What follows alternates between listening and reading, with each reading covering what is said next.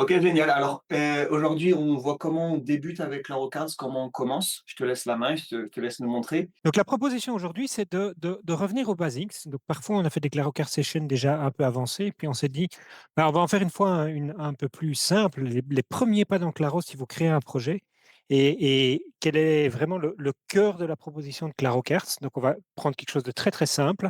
Alors je ne vais pas faire tout le chemin depuis le site web, mais en gros, si vous démarrez de Try for Free, etc., que vous créez votre compte, etc., vous allez tôt ou tard arriver sur un écran qui vous propose de créer un projet. Ça, je peux même vous le montrer. On va partir de quelque chose de vide aujourd'hui. Donc, on va vraiment partir d'une page blanche qui est. Donc, vous allez tomber à un moment sur cet écran-là assez tôt après votre création de compte. Et ce que je vous propose, c'est parce que, en fait, c'est très formateur pour Claro et ça permet de bien comprendre les principes. Ça fait parfois un peu peur, mais on va partir d'une page blanche. Et donc, vous prenez Start from Scratch plutôt qu'un template. On va démarrer de zéro. Et on va apprendre les grands concepts de Claro assez simplement. Et on va prendre un cas que j'ai volé honteusement à un de nos plus grands ambassadeurs, qui est Olivier du Sephora, qui a l'habitude d'onboarder ses équipes avec un exemple de recette de cuisine qu'on va trier ensemble. Euh, Parce que l'exemple est très simple, il permet en fait d'aborder ce qu'est Claro assez simplement sur un cas que tout le monde peut comprendre. Et donc, quand on crée un projet Claro, on arrive sur cet écran qui demande, c'est une question qui parfois surprend un peu les utilisateurs, qui dit, ben voilà, le principe de Claro, c'est qu'on va créer des post-it, en fait, des post-it virtuels, digitaux, mais des post-it quand même. Et donc, la première question, c'est que vont représenter les post-it. Et donc, chez nous, ben, chaque carte va représenter simplement une recette de cuisine. C'est aussi simple que ça. Et donc, ça, c'est un principe de, en fait, Claro Carte, tu me demandais, Marc, qu'est-ce que c'est en quelques mots? En fait, Claro Carte, c'est une base de données, assez simplement. On met dans l'ordinateur, dans la machine, dans Claro Carte en l'occurrence, on met de l'information sur le monde réel. Et donc ici, on met des cartes qui représentent des recettes parce qu'on a envie de mettre de l'ordre dans notre catalogue de recettes digitales. Et donc, je crée des recettes avec une petite couleur. Et je dis, une carte dans Claro va représenter une recette dans le monde réel. Et jusque-là, j'ai pas de carte. Donc, c'est la première question que Claro pose. Et on va se créer des recettes. Alors, on a le All Cards, mais on voit que pour l'instant, ben, il n'y en a aucune. Donc, je pourrais en créer une avec une première recette, pourquoi pas. Et je vais tout de suite vous montrer. Au début, c'est très pratique. Donc, je pourrais évidemment créer une première recette et on voit qu'il y a un type de carte, la nature des cartes, ben, on a recette et on voit qu'on peut créer d'autres natures. Donc, on pourrait faire des recettes et autre chose, mais on ne va pas faire ça aujourd'hui. Et je crée une première recette qui est le poulet basquez. Alors, si on a envie de créer un peu plus de cartes, alors il y a différentes options, dont l'import Excel, etc. Il y en a une qui est très sympathique pour les démos et même pour le brainstorming ou des choses comme celle-là, qui se cache là-bas, dans le petit menu ici. On a Add Multiple Cards et on peut venir, donc voilà, moi j'ai copié-collé tout un ensemble de recettes et on va simplement demander à Claro de créer une carte par ligne dans ce Add Multiple Cards, ce qui est très pratique. Si on a une première équipe qui a une petite liste de choses quand dans un fichier texte ou quelque chose comme ça. Et donc ça, c'est la base de Claro, c'est qu'on voit que ben, on peut créer des cartes qui représentent quelque chose. Alors ça peut être des tâches, ça peut être des recettes, ça peut être des idées, ça peut être des gens, ça peut être tout un ensemble de choses. Dans un CRM, ça va être des prospects. Et on arrive en fait maintenant qu'on a quelques cartes, on arrive à la vraie raison d'existence de Claro. Claro, c'est un outil qui permet de catégoriser les choses. En fait, on va voir qu'à travers ce qu'on appelle des dimensions, on va pouvoir catégoriser ces recettes le long de différentes dimensions. Alors, une première dimension, ça pourrait être, ben tiens, on a envie finalement de trier ici. On voit peut-être qu'il y a des recettes ici qui sont des entrées, des plats ou des desserts. On a des tiramisus, des gâteaux, des crêpes, ça c'est plutôt des desserts. Des entrées, je ne sais pas si j'en ai, mais il faudrait regarder. Et donc, on va créer une première dimension. Alors, comment ça se passe? C'est qu'on va créer une carte. On voit dans les cartes, donc on a un titre, on a une description, on peut mettre des fichiers, il y a des cartes liées, mais je ne couvre pas ça aujourd'hui. Et ici, on a des dimensions, et ça va nous permettre de créer cette base de données, de catégoriser ces cartes. Et donc, on va dire, par exemple, ici, type de recette. On voit qu'il y a des types de dimensions. Je vais en montrer quelques-unes. C'est assez riche dans Claro. On ne va pas tout couvrir aujourd'hui. Ici, on va simplement avoir une liste de, voilà, je vais mettre entrée, plat, dessert. Entrée, plat, dessert. Voilà, avec les couleurs, on choisit un peu celle qu'on veut. Et on a une première dimension avec, par exemple, ces trois valeurs-là qui me permettent, sur une carte donnée, de dire, bah, ça, c'est plutôt un plat. OK. Et jusque-là, si on réouvre la carte, on voit cette recette. Si on en ouvre une autre, il n'y en a pas, mais donc, enfin, cette dimension, type de recette. Et je peux comme ça ouvrir les cartes et aller mettre des valeurs pour ces dimensions. Euh, et c'est là que le jeu dans Claro commence, parce que ces dimensions sont au cœur de la proposition de Claro. Et donc, on va retrouver ces dimensions qui en fait enrichissent les cartes avec de la donnée. C'est pour ça que c'est une base de données. On va retrouver ces dimensions à différents endroits. Le premier endroit où on va les retrouver, c'est dans les filtres. Pourquoi? Parce qu'on va retrouver ici la capacité de voir certaines cartes le long de ces dimensions. Donc, je peux, évidemment, c'est toutes des recettes. Donc, ici, ça ne change rien si je clique ceci. Mais si ça m'intéresse de voir les trois plats, j'ai simplement ici, dans les filtres, je choisis les plats. Je peux faire des sélections multiples et voir des plats, des entrées, des desserts, ou justement, je peux voir toutes les cartes que j'ai encore à trier. Donc ça, c'est des filtres. Et quand on a plusieurs dimensions, on va y arriver. On va pouvoir appliquer des filtres multiples. C'est très utile. Euh, mais donc, retenez que les dimensions, en fait, sont essentiellement là dans Claro pour en fait catégoriser les cartes euh, pour essayer de capturer la complexité du monde et de faire des catégories et de mettre des choses qui se ressemblent les unes avec les autres, quoi. Deuxième endroit, du coup, où on va retrouver ces dimensions, c'est dans la présentation dans l'espace, j'ai envie de dire, des cartes. Donc ici, on voit des grilles. On a d'autres visualisations. Une qui est la plus utilisée, c'est ce qu'on appelle le Kanban, mais une organisation en colonne, on va appeler ça.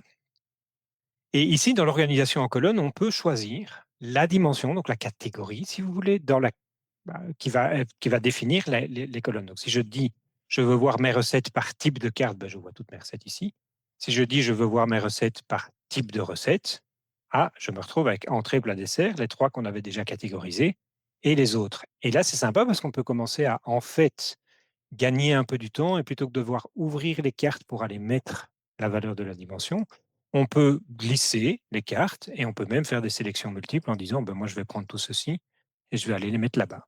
Et donc c'est une première vue qui permet à la fois de voir les données, mais aussi de modifier les données en disant la salade niçoise c'est plutôt là, la lasagne là, peut-être le curry de crevettes est là, etc., etc. Et donc il y a toujours ici dans les menus, il y a toujours des sélections multiples qui ouvrent ceci, qui permet de dupliquer des cartes, d'archiver des cartes, de les supprimer, de changer plusieurs dimensions. Donc ici, là, pour l'instant, j'en ai que deux, donc je ne saurais pas le faire. Mais si ici, je viens dire, tout ça, c'est des plats, hop, on a catégorisé nos cartes un peu efficacement dans Claro. Voilà. On a un board d'ailleurs, les boards, donc les tableaux de bord ici. On a une visualisation tout à fait particulière si on avait non pas 3 valeurs, mais 15 valeurs ou quelque chose comme celle-là, qui s'appelle le Casino Board et qui est très sympa. Je vais en remettre une là, tiens. Hop. Dans le Casino Board, en fait, on voit ça. En fait, c'est exactement le même principe, mais c'est un petit peu plus ludique et on a plus de cases. Donc, si on a une grande dimension avec beaucoup de valeurs, ça nous permet de les voir une par une et de dire, celle-là, je vais plutôt la mettre là-bas. Ou celle-là, je ne sais pas, je vais en remettre deux. Celle-là, je ne sais pas, je vais la folder, je vais la mettre là-bas et je vais mettre ça ici. Donc, c'est toujours cet espace de catégorisation qui permet de mettre de l'ordre dans des données, dans du travail d'équipe. Donc, vous devez évidemment, ici, moi j'ai pris un exemple de recette, je vais prendre d'autres exemples des dimensions, mais vous pouvez transférer cette compréhension dans le champ du travail en équipe. Par exemple, si les cartes représentent des tâches, on va pouvoir assigner des tâches à des gens ou voir où on en est au niveau du statut de la tâche ou au niveau des deadlines, des échéances, des dates, etc. Alors, deuxième concept très important dans Claro, donc on a compris, il y a des cartes, il y a des dimensions, on en créera sans doute une autre juste après.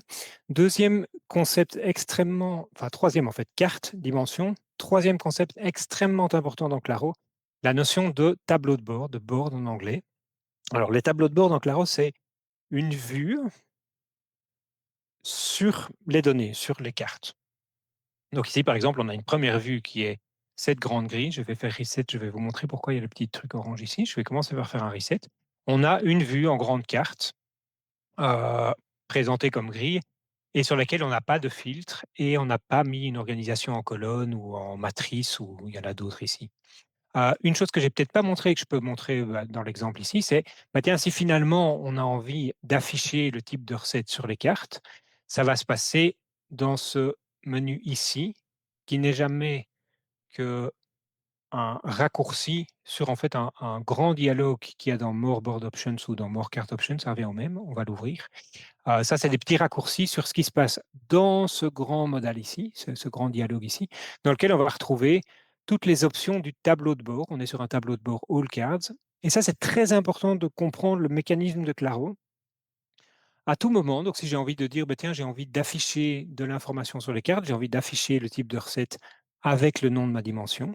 À tout moment, donc là, quand on ouvre ce modal ici, on a deux options. Soit on dit, non, j'ai pas envie de sauver ça, je vais simplement appliquer le changement, mais pour l'instant, je ne vais pas sauver. Soit je vais écraser la définition du tableau de bord en faisant sauve. Alors ici, je vais vous montrer exprès, je vais faire fermer sans sauver.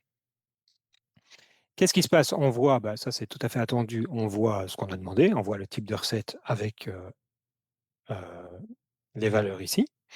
Et on voit qu'il y a le petit bouton orange qui est arrivé ici et qui dit la situation que vous voyez ici et qui aurait pu aussi être parce que j'ai changé le mode ici, parce que j'ai mis des filtres, tout changement que je fais à ma visualisation des cartes, à un moment, Claro me dit ben, ça ne correspond pas à la définition qu'on voyait avant de All Cards. Et donc on a deux options. Soit on écrase All Cards et on sauve la vue qu'on voit maintenant parce qu'elle nous plaît, mais on garde ce board All Cards ici. Soit tout simplement, on dit Save Current View as New Board. Et donc là, on commence à créer des nouvelles vues. Alors je vais en faire une qui pourrait être utile. Je vais faire par exemple ceci, par exemple. Et j'ai envie de... Et peut-être que ça ne m'intéresse que d'avoir les plats. Voilà, hop, du coup je vais quand même la remettre comme ça. J'ai mes plats et j'ai envie de sauvegarder cette vue parce qu'elle me plaît, parce que de temps en temps on ne parle que des plats, ou je ne regarde que les plats, ou je ne cherche que des plats. Je vais sauver cette vue, je vais lui donner un nom, mes plats préférés ou quelque chose comme ça. Hop. Et si je sauve ça, assez simplement, Claro a créé cette vue là-bas, qui n'est jamais, comme je viens de le dire, une vue sur l'ensemble des cartes, une vue particulière qu'on a configurée pour ne montrer que les plats en disant que c'est des plats. Et donc si je repars dans All Cards, on va retrouver ma vue de tout à l'heure, avec les cartes sans rien ici et sans aucun filtre. Et si je vais sur mes plats préférés, on voit que Claro a conservé le fait que j'ai mis des filtres et ma sélection et le fait que j'ai affiché ici. Donc voilà, ça c'est le troisième grand concept. Donc on a vu les cartes, les dimensions qui donnent accès aux filtres, à l'organisation dans l'espace et qui bien entendu enrichissent les cartes avec de l'information structurée. Et puis les vues viennent se sauver ici et qui vont me permettre de voir un sous-ensemble via les filtres, un sous-ensemble de mes cartes présenté d'une certaine manière, comme je dis toujours, la création des boards doit venir soutenir des réunions où on parle d'un certain scope, d'un certain projet, de certaines échéances, de certaines personnes, que sais-je. Euh, et donc, on va créer comme ça des tableaux de bord pour des réunions, pour des objectifs particuliers qu'on a envie d'atteindre, ou tout simplement pour voir un sous-ensemble des données, pour chercher plus facilement, pour trouver, voilà. Donc, il y a une vraie à la fois créativité et organisation à avoir en disant ben, je vais me créer, ou moi ou pour mon équipe, je vais créer comme ça des boards différents qui montrent une partie de la situation différente, mes plats versus mes entrées. Si j'ai envie de faire un autre board avec mes entrées, parce que souvent, en fait, quand je cherche, quand je cherche une entrée, ben comme ça, j'ai directement un accès à mes recettes qui ne sont que les entrées. Si je cherche un plat, j'ai directement un accès aux recettes qui ne sont qu'un plat. Mais ça ne m'empêche pas, à tout moment, et je peux aussi sauver ce board dans cet état-là, de dire, ben tiens, à un moment, j'ai envie d'avoir quand même un endroit où je vois toutes mes cartes, toutes les entrées, tous les plats, tous les desserts, euh, en version un peu compacte parce que ça me permet de voir un peu l'ensemble. Et donc ici, je peux sauver ce board et dire, ben, mon whole cards, je vais le garder comme ça, je vois un peu toutes mes cartes, j'ai un aperçu direct, mais si je veux plus d'infos sur les entrées ou plus d'infos sur les plats préférés, je peux avoir des tableaux de bord dédiés. Voilà, ça c'est le cœur de la proposition de Claro, c'est on crée des cartes, on les organise le long d'une ou plusieurs dimensions, on catégorise, et puis grâce à ces catégories, grâce aux filtres et à la vision dans l'espace, on présente l'information à différentes personnes ou pour différents moments de travail dans l'entreprise en choisissant bien ces vues ici, ces tableaux de bord. Voilà, alors si on veut aller un petit peu plus loin, ce que je vous propose, c'est, assez simplement d'aller voir un peu ce qui se cache comme autre type de dimension. Alors pour ça, alors on a vu tout à l'heure qu'on pouvait créer des dimensions par ici et qu'il y avait un type de dimension là. Et donc on voit track a number, track a date. Donc il y a tout un ensemble de choses. Je vais en donner un mot maintenant. Si vous cherchez un moment à reprendre du recul et de voir un peu où c'est quoi mon modèle de données, on appelle ça quelle est la structure de ma base de données Claro. Dans Settings and Members ici, vous retrouvez ces notions, le type de carte. Ici, on n'a que des recettes, mais on a pas mal de projets dans lesquels on voit que les gens ont des cartes de nature différente, des tâches, des objectifs, peut-être des personnes, ou des prospects versus des utilisateurs ou des choses comme celle-là. Donc, on a un type de carte, on a des dimensions de base, et il est marqué ici, les dimensions de base, c'est assez simplement de l'information qu'on met manuellement sur les cartes, soit en ouvrant la carte, comme je l'ai montré, en mettant dans l'espace des dimensions, en choisissant une valeur, soit tout simplement parce qu'on déplace les cartes et alors qu'on déplace les cartes, on crée de l'information ou on modifie de l'information sur les cartes. Ça, c'est les dimensions de base. Et donc, une des choses qu'on peut faire ici, donc on retrouve ici celle que je vous montrais tout à l'heure, on pourrait par exemple faire quelque chose comme un nombre qui dit le temps de préparation, quoi. En disant, mais sur mes cartes, en fait, oui, ça, il n'y a pas vraiment besoin. Hop. Sur mes cartes, j'ai envie de savoir un peu, est-ce que ça met plus ou moins de temps de préparer la recette. Je peux aussi créer ici des dates. Mais ici, dans ce cas-ci, je ne vois pas trop. Depuis quand je connais cette recette. Oups, par exemple. On va faire différents exemples, comme ça on les a, on peut aller voir ce que ça donne dans Claro.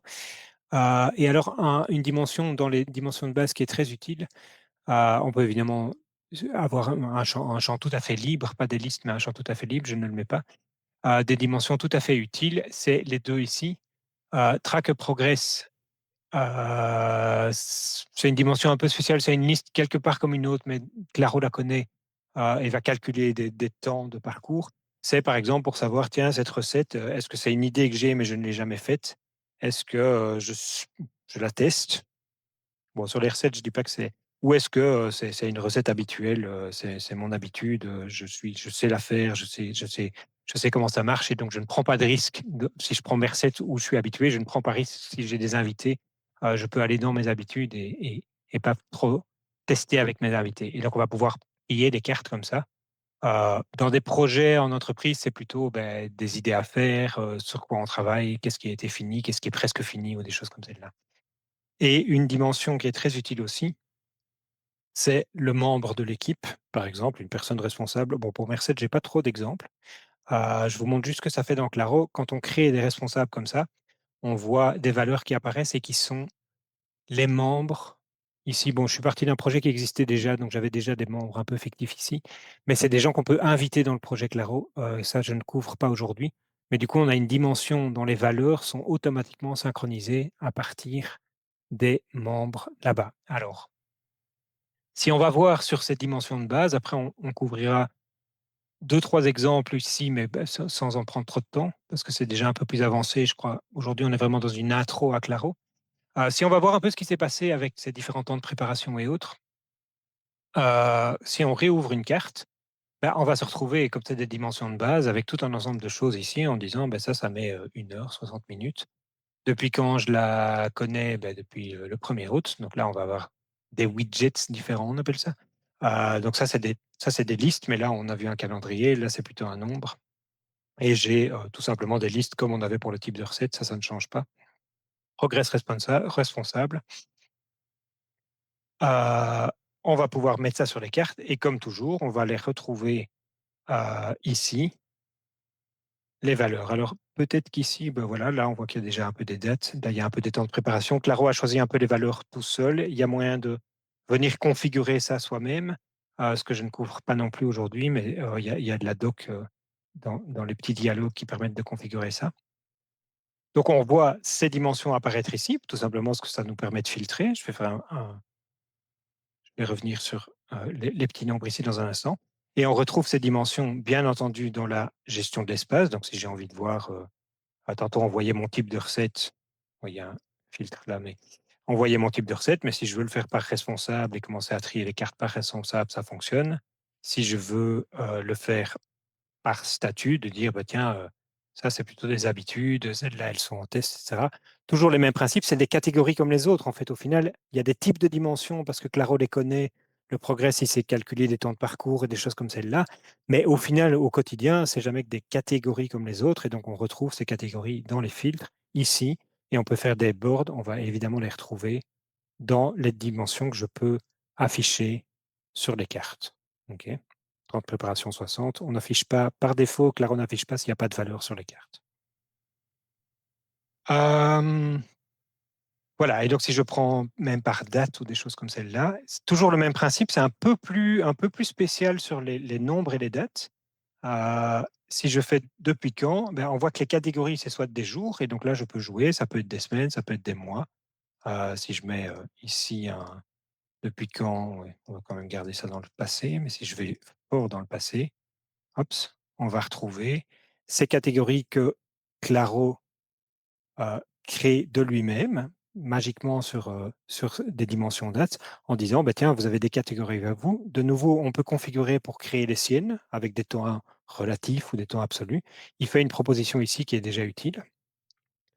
Donc même sur des dimensions pour lesquelles ce n'est pas une liste de valeurs, on voit que cette notion de catégorisation existe dans Claro sur des dates, sur des nombres, et c'est très utile. On peut même déplacer les cartes. Et ce que Claro va faire ici, c'est qu'il va remettre comme date le premier jour de l'intervalle de temps, de cette période de temps qu'on voit afficher ici, le deuxième quadrimestre 2025. Bon, ça c'est déjà un petit peu plus avancé. Sachez que ça existe, c'est de la catégorisation et c'est très utile parce que du coup, on peut filtrer sur ces catégorisations, etc. Pour ne voir que les cartes qui correspondent à certains critères dans le temps. C'est un, voilà, c'est un petit peu plus abstrait que les dimensions de type liste, mais c'est très, très, très utile en pratique sur les projets. Une chose que j'ai peut-être pas montré, oui, sachez que partout, dans tous les types dans toutes les visualisations, donc là on repart sur les tableaux de bord plutôt, chaque fois qu'on voit une catégorisation et qu'on voit soit des colonnes, soit des cellules, si je passe en matrice, on pourrait faire une cellule, une catégorisation comme ça, progresse depuis quand, hop, on va avoir des cases qui sont vides. Voilà, on a parfois des vues comme ça qui sont un petit peu trop grandes parce qu'il y a beaucoup de cases vides.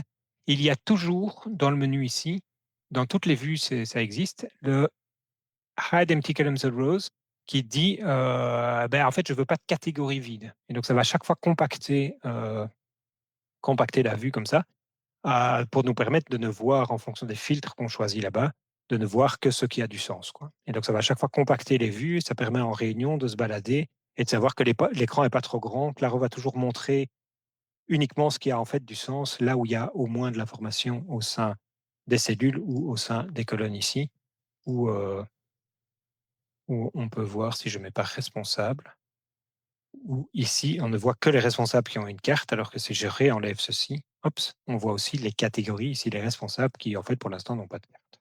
Et donc, c'est vrai dans toutes les vues Claro, chaque fois que vous trouvez qu'il y a trop de vide, ben, pensez à aller simplement activer. Hop, là, il y a moins de vide.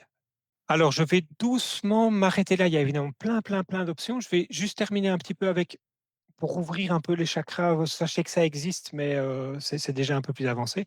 On a des dimensions un peu plus avancées. Ici, c'est tout ce qui est calcul. Donc, on peut créer on peut calculer des nombres, calculer des dates, calculer des intervalles, savoir quand une carte a été déplacée le long d'une dimension progresse. C'est ce que je rappelais tout à l'heure, calculer des temps de parcours ou ce genre de choses. On a on peut demander aux gens de donner leur opinion sur des cartes et suivre ça comme des dimensions. Je ne couvre pas, je donne pas d'exemple ici parce que c'est pas l'idée, mais sachez que ça existe et n'hésitez pas à demander à l'équipe support de venir donner un coup de main si vous voulez les utiliser ou vous aider à comprendre ce que ça fait. On a des liens entre cartes, donc c'est des dimensions aussi qui vont nous permettre de créer voilà, des cartes dans des cartes. En fait, on a des exemples comme ça. Et alors, ça, je vais peut-être les montrer. Il y a ce qu'on appelle des dimensions système. C'est de l'enrichissement de données sur les cartes, mais non pas sur des données qu'on va choisir nous manuellement, mais des données que Claro connaît. Donc, par exemple, si je veux à un moment savoir qui a créé la carte ou quand une carte a été, créée ou quand elle a été, dernièrement modifiée. Je vais prendre la carte de date de création, mais vous allez voir que ça va être assez trivialement aujourd'hui, évidemment. Avec déjà des configurations ici, voilà. Si je vais dans mes cartes, je vais retrouver même sur des dimensions système, alors que c'est pas moi qui ai mis sur la carte une date ici, mais Claro va me permettre quand même de voir ici, ben tiens, quand est-ce que j'ai créé la carte? Ben, c'est toutes des cartes qu'on a créées aujourd'hui, donc c'est normal qu'elles soient toutes là. Et le long de ces dimensions système, que ce soit des dates, qui est le créateur de la carte, et cetera, c'est des dimensions comme les autres. Ce qui veut dire que tout ce que j'ai expliqué aujourd'hui sur ces catégories qui, en fait, soutiennent ces dimensions, implémentées par ces dimensions, ces catégories, vous allez pouvoir faire, par exemple, une vue en colonne, par date de création et on voit qu'elles sont tous là. Là, évidemment, je ne peux pas déplacer mes cartes, ça n'a pas de sens, sur les dimensions système, mais ça permet quand même d'organiser et de montrer dans l'espace sur des informations que Claro connaît de base sur les cartes, la date de création, qui l'a créée, quand est-ce que ça a été dernièrement modifié, quand est-ce qu'on a pu déplacer une carte le long d'une d'une dimension ou des choses comme celle-là. C'est toutes des choses que Claro connaît, et on en ajoute parfois de nouvelles, en fonction des besoins et de ce que les utilisateurs nous remontrent. Un très bon exemple, je vais vous montrer quand même un exemple de dimension système. C'est un très bon exemple de dimension. Si à un moment, je me dis: «Bah, moi, il y a des recettes que je ne fais plus», alors je pourrais supprimer les cartes, mais je peux aussi les archiver et du coup, par défaut, si je les archive, elles vont disparaître de tous les tableaux de bord par défaut. La notion d'archivage dans Claro, alors c'est un grand principe dans Claro, c'est que toute information sur les cartes, normalement, est une dimension. On essaie de ne jamais violer ce principe-là. Et donc, cette notion d'archivage, en fait, quand je commence à archiver des cartes, c'est simplement une dimension système, où Claro a deux valeurs, oui et non, archiver, pas archiver. Ici, toutes les valeurs, évidemment, même celle-ci, vous pouvez, euh, vous pouvez modifier les labels, hein, comme vous voulez, non archivés. Ça, il n'y a pas de souci pour que ça corresponde à votre vocabulaire. C'est quelque chose qu'on dit souvent chez Claro, c'est que le but de tout ça, c'est que vous puissiez changer tous les petits noms et toutes les choses pour que quand vous regardez, euh, un tableau de bord, que la majorité de l'interface soit en fait votre vocabulaire. C'est vous qui avez choisi tous les petits noms ici. Et donc, si même, donc je reviens sur ma dimension archivée, c'est une dimension système, mais c'est une dimension comme les autres. Et donc, je vais pouvoir la retrouver à différents endroits. Alors, par défaut, justement, c'est un endroit où Claro ne montre pas par défaut. Donc là, on va devoir exprès aller la chercher. Donc ici, je peux choisir, ce que je vois comme dimension dans la barre ici. Et c'est très utile de choisir ici, ben, tiens, qu'est-ce que j'ai envie de voir? Et donc là, je vais pouvoir, par exemple, aller, je vais vous montrer, le responsable, le progress, pourquoi pas, le type de recette. Et on va aller chercher cet archivé. Ce qu'on voit en fait avec cette dimension spéciale, c'est que par défaut, Claro ne montre que les non archivés. Ce qui est exactement ce qu'on souhaite, c'est que par défaut, dans tous les tableaux de bord, Claro ne va pas montrer les cartes archivées, mais c'est une dimension comme les autres. Donc, ça veut dire que je peux aussi décider de justement afficher les archivés ou les non archivés et utiliser cette dimension comme toute autre dimension. Si j'ai envie de faire une organisation en colonne par carte archivée ou pas, ben, je peux archiver ou désarchiver des cartes assez simplement comme celle-là en changeant d'avis ou voilà. Donc il y a cette possibilité d'archivage naturel à travers le bouton archive et désarchive. Mais en fait, sachez que, et c'est un très bon exemple, c'est une dimension comme une autre, c'est une dimension système peut-être, mais c'est une dimension comme une autre. Donc tout ce qu'on peut faire sur une dimension normale, le type de recette montré en colonne, on peut le faire sur la dimension archivée et sur d'autres dimensions système qui existeraient dans Claro. Voilà, ça vous donne un aperçu de ce qu'est Claro. On crée des cartes, on a des dimensions de base, des dimensions système, des dimensions peut-être calculées.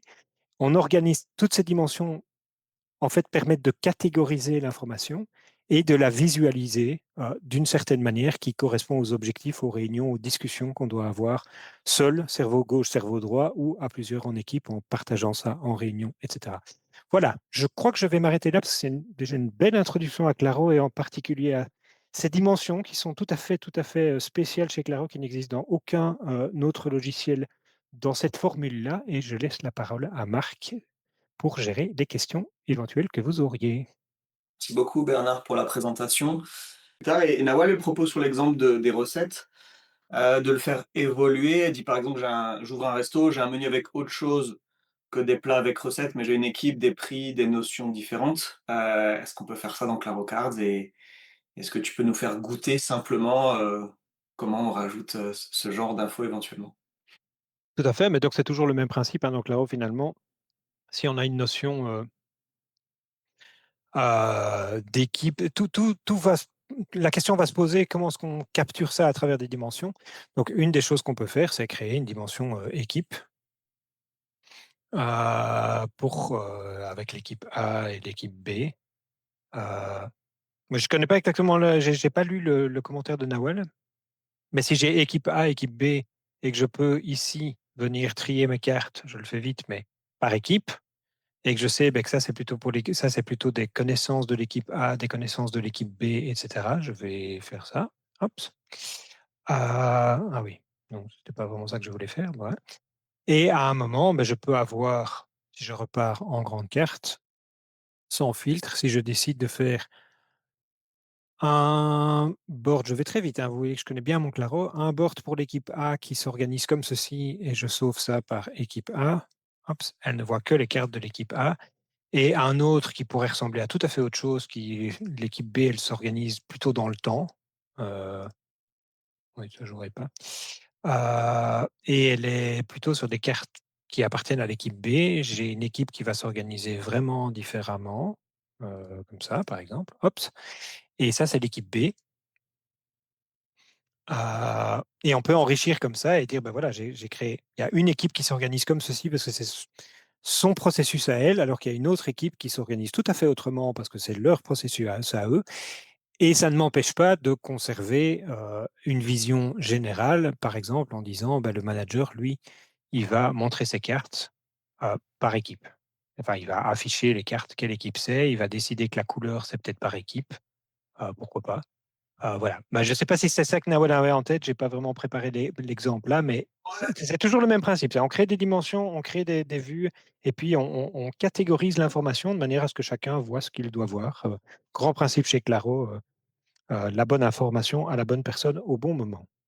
Ouais, c'est ça. L'idée, c'était même d'aller plus loin, tu vois, avec un menu avec des plats, des boissons, et cetera, au-delà des recettes. Ah oui, Heu et un manager qui suit, par exemple, les plats qui se vendent le mieux. Mais c'est vrai que là, on complexifie un peu le chemin, mais c'est oui. tout à fait faisable dans Claro Cards. Notamment, on va ajouter des cartes kind différentes, en fait, c'est ça qu'on va faire, hein. Oui, on peut, peut-être rapidement montrer ça. Donc c'était quoi? Des recettes, des Menu ou boisson, enfin voilà, voilà, par un exemple. menu. Si j'ai des cartes de type menu, je peux même décider que ici, alors, finalement, je vais le montrer, je vais créer des liens. Alors là, je vous montre pas tout, enfin, je vous explique pas tout parce que, c'est plutôt de l'avancée. J'ai des menus dans lesquels je mets des recettes, hop, et donc maintenant, je peux créer des cartes. Alors si on prend par type de carte ici, je peux créer un premier menu et je vais pouvoir aller dans la carte menu, accrocher des cartes ici en disant, je vais prendre une quiche Lorraine, je vais prendre, un dessert, tiramisu, voilà, hop, et j'ai créé un menu avec une quiche Lorraine et un tiramisu classique. Et de cette manière-là, on va pouvoir commencer à voir les cartes par menu. Donc, c'est une dimension comme les autres. Même principe. Donc, si j'ai envie de voir les recettes, mais que j'ai envie de les voir par menu, hop, on va retrouver notre premier menu avec la quiche Lorraine et le tiramisu classique. En fait, c'est toujours le même principe. Même la création de liens entre cartes, ça correspond à des dimensions et donc ça correspond à des filtres. On peut retrouver les cartes de ce menu-là, faire un board qui est un premier menu.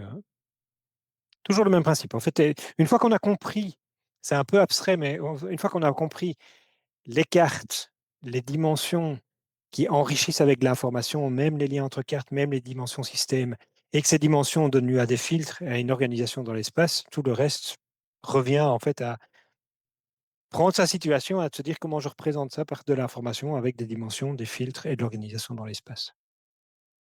Super, et OK? on peut évidemment traquer tout un tas d'autres choses, sur ça, les menus qui marchent, les recettes qui marchent dans les menus, et cetera. Bien sûr, on peut rajouter autant d'informations qu'on veut Tout à fait. et présenter ça sous forme de chart d'ailleurs, on a aussi une vue qui existe, on peut très bien faire ça. Nawal, ça répond en partie à ta question. On a montré un peu rapidement, hein, mais donc c'est tout à fait possible. Est-ce que ça répond, Nawal? Plus Yes, merci, complet. Nawal. Est-ce que tu veux faire une démo d'un truc un petit peu plus complet, Bernard? Mais je peux montrer un projet que j'utilise vraiment ces jours-ci. J'aide une équipe, j'organise une équipe sur, de la production de logiciels et donc pour montrer un exemple de projet Claro déjà un peu plus compliqué, toujours le même principe, il y a plein de types de cartes et plein de dimensions et on organise ça par métier. Donc entre le customer support qui a ses propres boards où il remonte des bugs ou des besoins des utilisateurs, on passe par, les développeurs qui travaillent sur des choses à un moment donné et on voit dans le temps, bah, tiens, voilà des choses qui ont été démarrées il y a déjà quelques semaines et qui ne sont pas encore arrivées en production. Donc on voit qu'il y a des process là qui doivent être activés pour être sûr de ne pas avoir du travail en cours qui date d'il y a des semaines et qui n'atteint pas une valeur. Donc toute la gestion du développement, par exemple, dans les équipes de développement logiciel ou de développement de projet et jusqu'à de la création de tutoriels avec des vidéos qu'on vient accrocher aux cartes ici, des petites vidéos YouTube, voilà, jusqu'à de la communication, de savoir, tiens, qu'est-ce qu'on doit redocumenter dans les fonctionnalités qu'on a développées et un processus d'annonce avec qu'est-ce qu'on a envoyé aux utilisateurs ou aux clients, voilà. Donc ça, c'est un exemple quand même de projet Claro euh, assez plus complexe parce que ça organise toute une équipe le long de plusieurs départements, j'ai envie de dire. Donc on peut aller vraiment assez loin avec chaque fois cette notion. Et donc ici, j'ai pas montré, mais ça, c'est ce qu'on appelle des workspaces. Donc c'est des sous-équipes qui ont chacune leur board et chaque board sert à un objectif particulier, l'organisation d'une partie du travail le long de chaînes un peu plus compliquées, jusqu'à un site web public qu'on peut. Donc ça, on avait un peu parlé des dernières semaines. On a un module de sites web publics. Donc, si je le montre sur ce client-là, euh, voilà, dans lequel automatiquement ce site web est mis à jour, les nouveautés, les tutoriels dont j'ai parlé. Ouais, voilà, les tutoriels avec un suivi de qu'est-ce que les gens. Donc, c'est chaque fois des petites cartes aussi, mais c'est plutôt en mode site web dans lequel les gens vont pouvoir voir les tutoriels, mais aussi marquer, ben, celle-là, je l'ai lu, je sais que je l'ai vu. Et donc, ils vont pouvoir se former au fur et à mesure en disant, ben, en suivant leur avancement, etc. Et donc tout ça est complètement piloté par Claro, ça se met en place en quelques jours, quelques heures, quelques jours, en fonction un peu de la maturité de l'équipe et de est-ce qu'un consultant Claro vient le faire ou est-ce que vous le faites par vous-même. Mais donc il y a vraiment moyen d'aller assez loin dans l'utilisation de Claro pour structurer des équipes complexes. C'était juste cet exemple-là que je voulais montrer.